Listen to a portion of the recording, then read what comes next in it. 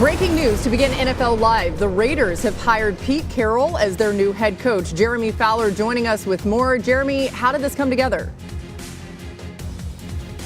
Well, Laura, the Raiders narrowed their search after they lost out to Ben Johnson to the Bears. And I'm told Pete Carroll rose to the top because his in-person interview was really strong, to the point that they were worried about losing Carroll to another team potentially. Minority owner Tom Brady has always admired and embraced the way that Carroll could build a program and build a good defense. And so Steve Spagnuolo from Kansas City was in the mix here, but Carroll specifically sold this team on a vision for a team in transition. And look, I reached out to a few former Carroll lieutenants in Seattle. Both expect Carroll to be a great fit in Las Vegas, but they also both pointed out they would not be surprised if Carroll reached out to Russell Wilson, possibly trying to sign the free agent, make amends for what went wrong at the end of that Seattle era. One of them even pointed out that Carroll and Wilson began to rekindle their relationship about a year ago or so. Wilson's always been intrigued by wearing the black and silver, so could be a back pocket item for later. That's really interesting. I didn't necessarily think about that when I first heard this news, but I'm sure there'll be a lot more time to see if that happens. Thanks to Jeremy. More from you later on in the show on the Commanders. Now, the Raiders will be the fourth franchise that Pete Carroll has been the head coach for, along with the Jets, Patriots, and Seahawks. He'll be the sixth coach in NFL history to be the head coach for four or more franchises, and just the third in the Super Bowl era. Pete Carroll turned 74 years old in September. He'll surpass Romeo Crennel as the oldest head coach in NFL history. Mina, you watched Carroll for years as we welcome you on to the show. Mina Kimes, RC, and Dan Orlovsky here. You watched him every Sunday as a Seahawks fan, right? Is he a good fit in Vegas?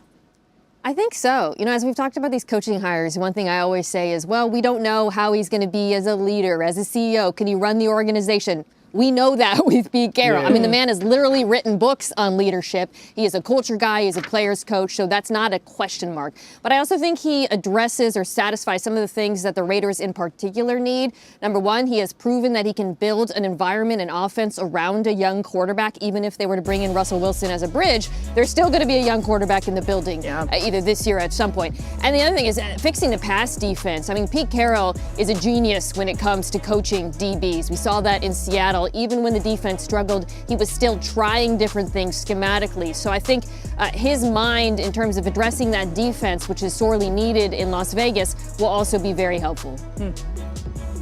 I think what this shows to me is that the Raiders wanted a proven winner, and not only someone that can build an organization or build a culture, but someone that could change a culture. Also make the very difficult decisions. Remember, Matt Flynn was signed to the Seattle Seahawks when Russell Wilson was drafted in the third round, and he went through that preseason and he saw leadership skills. He saw the talent in Russell Wilson that said, I'm going to forego the guaranteed money we've given Matt Flynn and go with the best player and the guy that gives us the best chance to win football games. It's going to take that sort of confidence. It's going to take that sort of integrity when it comes to decision making to build up a program that has bounced from coach to coach to coach in the last 4 or 5 years. It's about stability. It's about something that's proven. They don't want to be the potter that's taking the clay and molding it. They want to go to the nice place and buy the fine china, and that's what they did in Pete Carroll.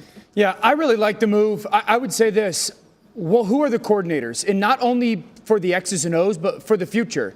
I think teams in the NFL need to start handling their assistant coaches and coordinators like the Packers do quarterbacks, always having the next one ready. And Pete Carroll's 74. He's great. If you get 3 or 4 really good years out of him, that's awesome. You've reestablished a new identity. But you better have coordinators that are ready to step in that head coaching role so that continues and you don't have to try and restart. The second thing is immediately I was like, who's going to be your quarterback? The more I've thought about it, I don't think that's going to be a priority for them. Pete Carroll, to everyone's point, went a long way with the Seattle Seahawks to the Super Bowl with a quarterback in the third round because they had a dominant football team.